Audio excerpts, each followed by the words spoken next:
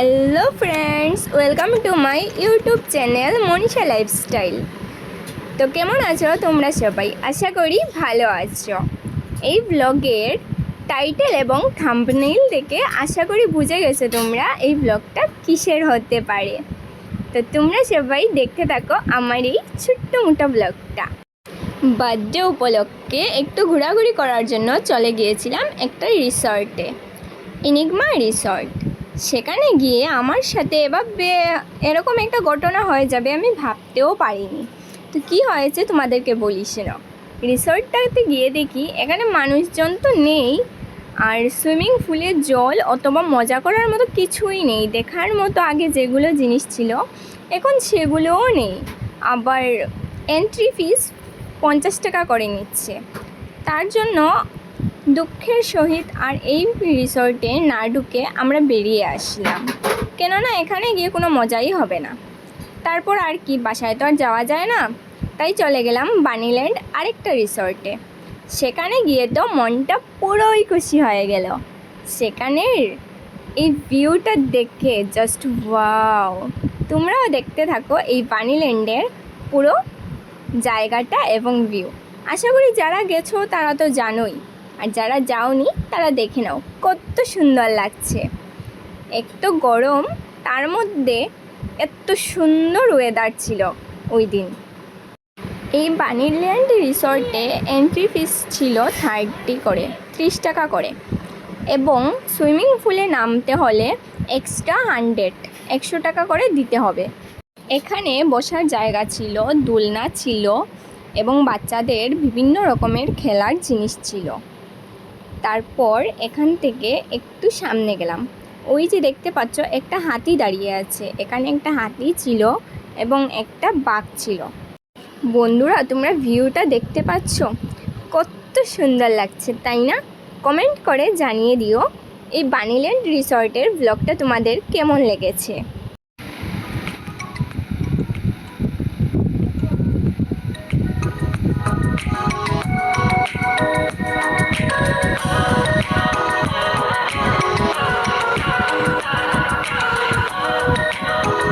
আমার সাথে আমার 2-3 জন ফ্রেন্ডস এবং ভাই গিয়েছিল। ভাই এখানে ঘোড়ার এই চরকিটাতে উঠে মনের আনন্দে চড়ছিল।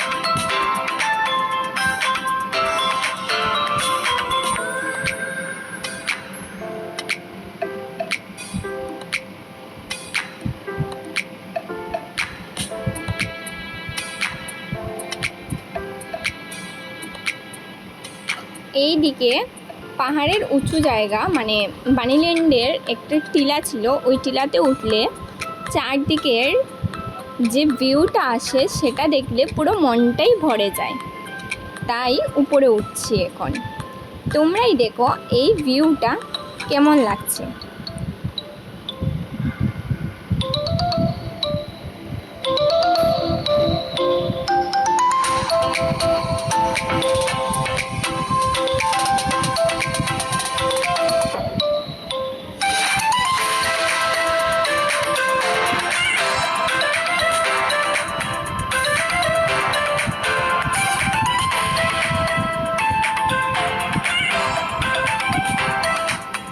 এখানে এতগুলো সিঁড়ি ছিল কি বলবো, উঠতে উঠতে তো পুরো পায়ে ব্যথা হয়ে গিয়েছিল।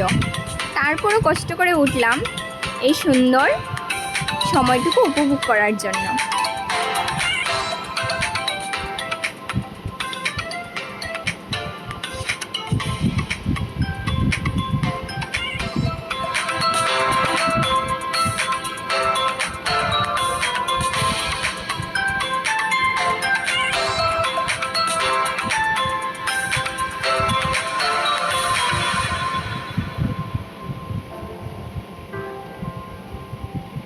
এই উপর থেকে দেখা যাচ্ছিল নিচের সুইমিং পুলগুলো।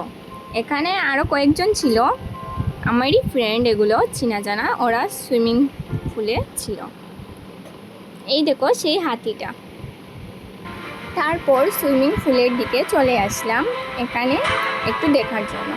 এখানেরও জলটাও একটু বাজে ছিল, কিন্তু দেখতে সুন্দর লাগছিল সাইডগুলো।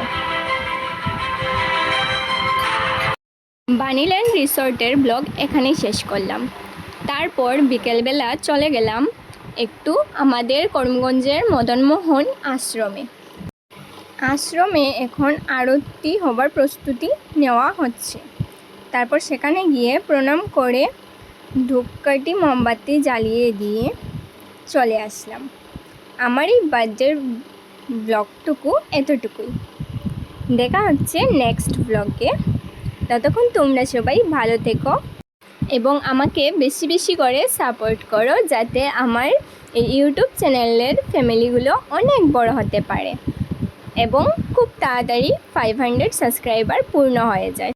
তোমরা যারা আমার ব্লগ বা ভিডিও দেখো, প্লিজ একটু শেয়ার করে দিও এবং লাইক কমেন্ট করবে, তাহলে আমি বুঝতে পারবো কারা কারা আমার ভিডিও দেখো।